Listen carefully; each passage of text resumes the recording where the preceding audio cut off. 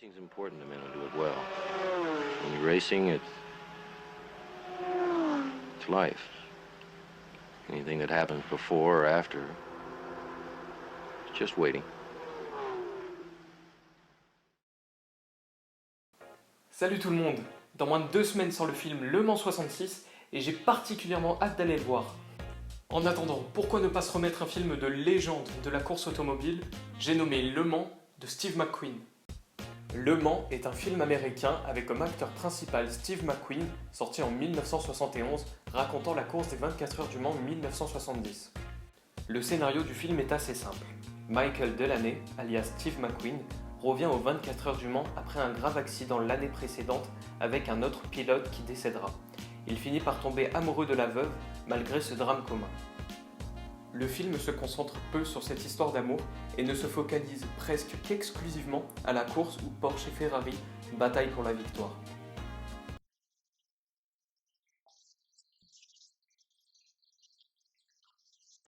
Mais c'était qui Steve McQueen?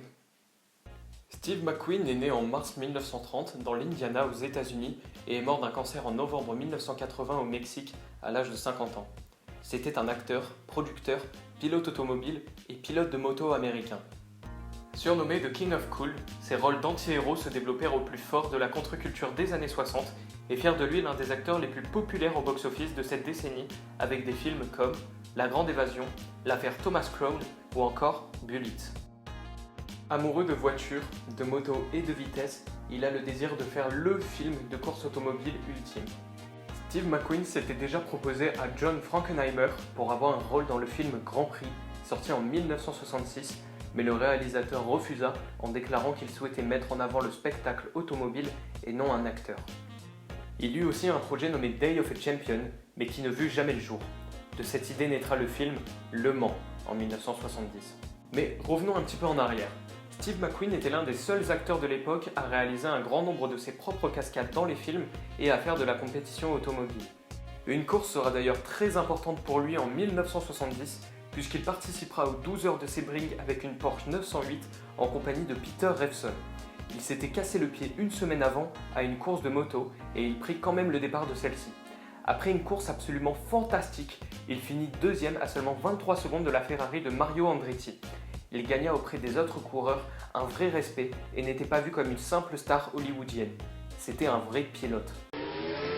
Vous avez l'impression que Steve McQueen connaît très bien la voiture? Ah oui, il connaît très bien la voiture, il marche très bien, on participe avec lui, vraiment lui va je crois même plus vite que certains ici, il n'y a pas de problème, il va très très bien. Steve McQueen voulait réaliser un film pour montrer ce que cette passion représentait vraiment pour lui.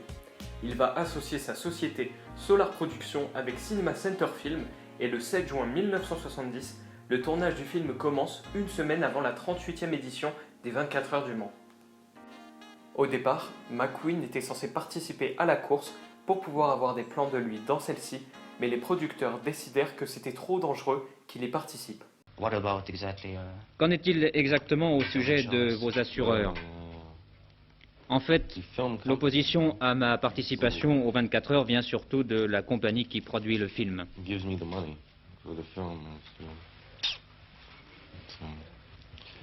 En effet, à l'époque, la sécurité des voitures était inexistante comparée à aujourd'hui et il y avait très souvent des morts dans ce genre de course. Ils commencèrent à tourner le film sans script, ce qui peut paraître étonnant aujourd'hui, mais qui n'était pas si rare à Hollywood à l'époque. De plus, ils avaient déjà fait la même chose avec La Grande Évasion, qui avait été un franc succès.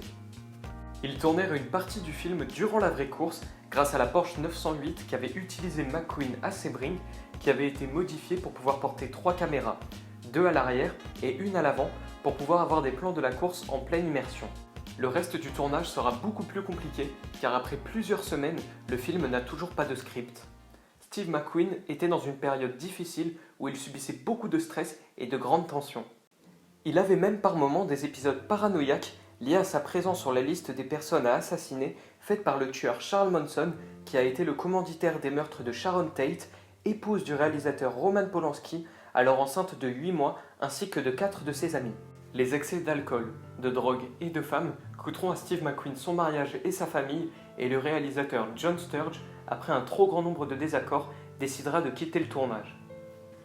Le film était totalement hors contrôle. Le budget dépassait de 1,5 million de dollars et il n'y avait toujours pas de script après 8 semaines de tournage. La société de production décidera donc de faire une pause de 2 semaines pour pouvoir reprendre le film en main et enlever le statut de réalisateur à Steve McQueen. Il ne sera plus qu'acteur par la suite. Après avoir trouvé un accord pour le script, le tournage put finalement reprendre. Les scènes en mouvement furent considérées plus dangereuses que la course en elle-même et plusieurs accidents eurent lieu dont l'explosion d'une voiture qui brûla partiellement le visage d'un des pilotes ainsi que le crash d'une des Porsche 917 conduite par David Pepper qui perdit l'une de ses jambes. Après plus de 4 mois de tournage et un budget dépassé de 1,5 million de dollars, Le Mans reçut un accueil mitigé à sa sortie et fut un échec commercial. Après ce film, Steve McQueen décida de tourner le dos à ce sport et à la vitesse. Le Mans ne ressemblait à aucun autre film de ce genre à l'époque, car les vraies vedettes du film ne sont pas les acteurs, mais bien les pilotes et leurs voitures. Le film, véritable documentaire et témoin de son temps, nous transporte dans une époque différente.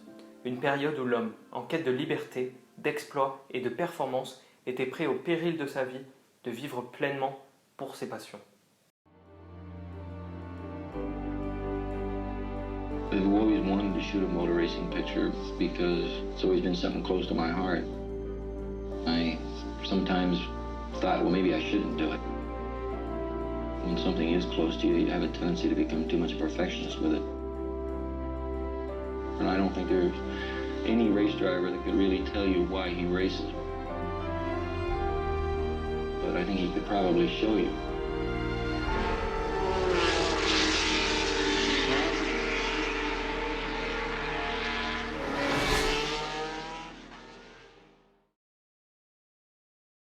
Merci d'avoir regardé cette vidéo jusqu'au bout.